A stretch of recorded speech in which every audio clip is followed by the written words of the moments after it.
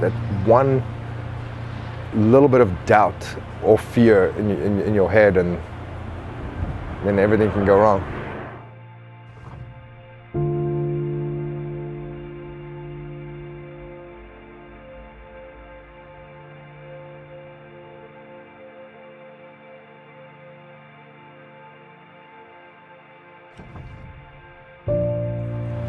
I shouldn't really be alive right now.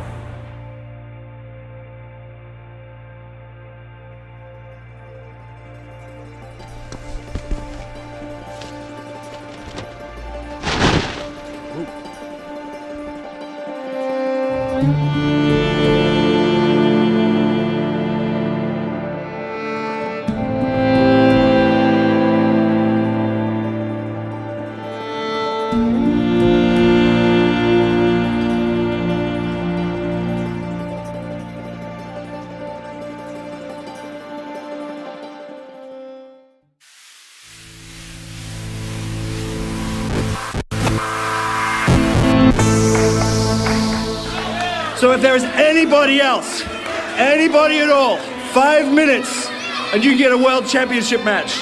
I need to do something big. I need to become a champion again. The following is a breaking news update.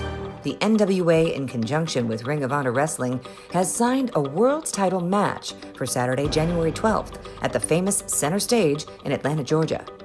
The challenger for 10 pounds of gold that night, PJ Black.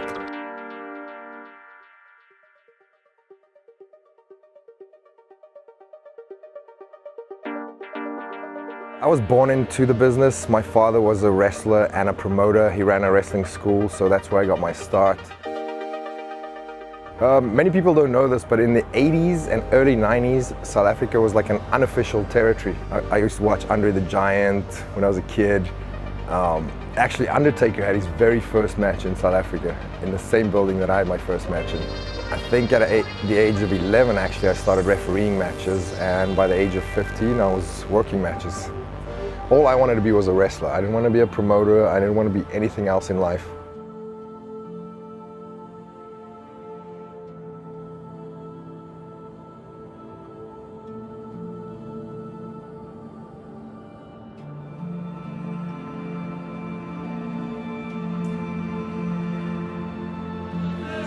PJ, listen, you and I are friends, we go way back.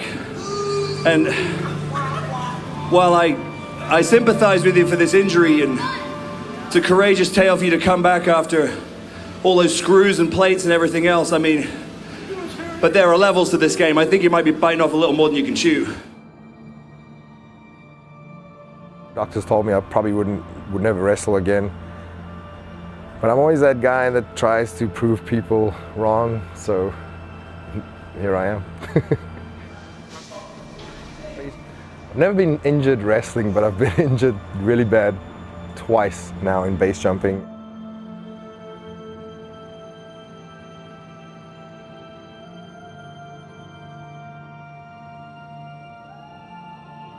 Probably 1,000 skydives. You have to do about 200 skydives before you can get into base jumping.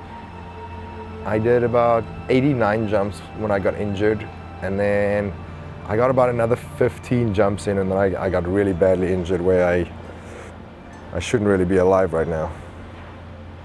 I've run this scenario through my mind a million times, and I just jumped normal. I didn't do any tricks. I just jumped, I pitched, I look up, and the parachute opened at like 180 degrees, and there was a satellite dish right there, and I grabbed it, and I pulled my brakes around, but I hit it, and there was a wall, and I pushed off the wall, and that's where my ankle must have broken, and I kept hitting the building all the way down. I was very lucky to be alive. It wasn't just a normal break, you know, like the ankle bones wasn't broken. Like a bone can heal within 6 weeks. The whole ankle completely twisted off, like, so it was all the ligaments, the tendons, the little bones. They basically reconstructed the whole thing. But when I landed exactly in the spot where I was supposed to land. I managed to rip the brake lines around, and that's where I lost a piece of my finger. It was like hanging on the skin, and when I landed, I knew my ankle was broken, but I really just cared about saving the finger, so I kept it in my hand until the hospital. The doctor said, it was a female doctor, she said, 99.9% of the time, it wasn't savable. And she did a good job, actually. I have full function now. Rehab was tough. It was 7 days a week. There was no off days, sometimes twice a day. I had to relearn how to walk. Some of my first steps had to be in a swimming pool, so there's, no less gravity, I guess. Yeah, I mean, I still live my life the same. I'm not going to quit jumping out of planes. I'm not going to quit doing crazy things, although everyone told me to do it. Even my close friends and close family, like, you're going to quit now, right? And I don't really quit things ever. So I'm not going to change who I am, because that's who I am. That's how I live my life. I'm very lucky to be alive, and I'm very lucky and very fortunate to have had the wrestling career I did before this happened. My wrestling career is definitely not over. I just have to adapt with a few things. I've obviously changed up my style a little bit, but that's part of reinventing yourself. I feel like that's important for a wrestler, to reinvent himself after every few years, maybe. I mean, you see a lot of guys have success that way. 30 seconds remaining. 30 seconds. Second moonsault isn't enough. Oh, 2.5. Aldis rolling out. 7. That's not how it works. So the NWA Championship, it has so much history. It's one of the most prestigious titles. I've been watching the show called 10 Pounds of Gold, kind of following Nick Aldis around. He's a bigger guy. He's very athletic for his size. I know he's wrestled a bunch of different people around the world, so I know he doesn't he's not intimidated by anyone, and I know he can go with any style, you can put him in there with anybody. So I don't really have a game plan. I'm just gonna do what I normally do, come off the top rope a lot.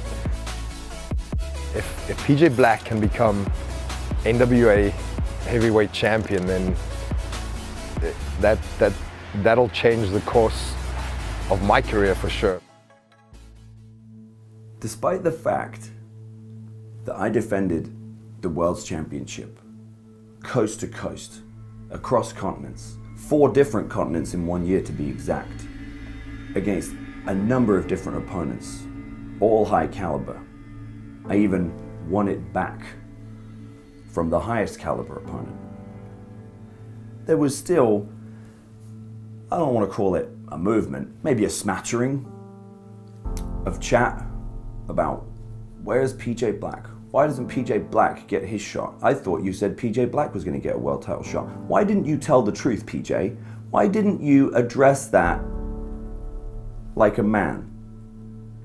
Yes, you showed up unannounced at Championship Wrestling from Hollywood after I'd already wrestled twice, jumped me, blindsided me, split my eye open like a tin of beans, and then you bolted. And then it seems to me like you just went quiet. We had a date. We had a venue. We had everything organized.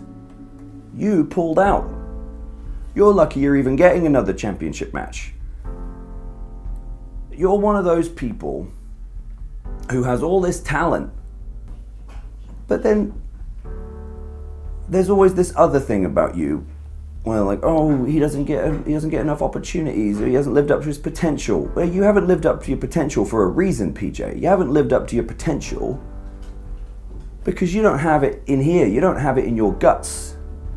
You've got something missing.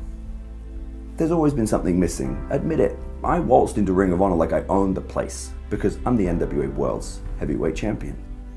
I headlined the biggest show of the year. I showed up without anyone knowing. I showed up at Final Battle. So let me ask you this. Is this what you really want? In Atlanta, Georgia, center stage, that oh so historic wrestling venue where all the greats, including many a former NWA champion, have graced the squared circle. Is that really where you want to be? Do you really want to be exposed that quickly as a fraud? And as someone who very much belongs in the middle of the road, because I'm in the fast lane and I'm flashing my lights at you. Move. Get out the way.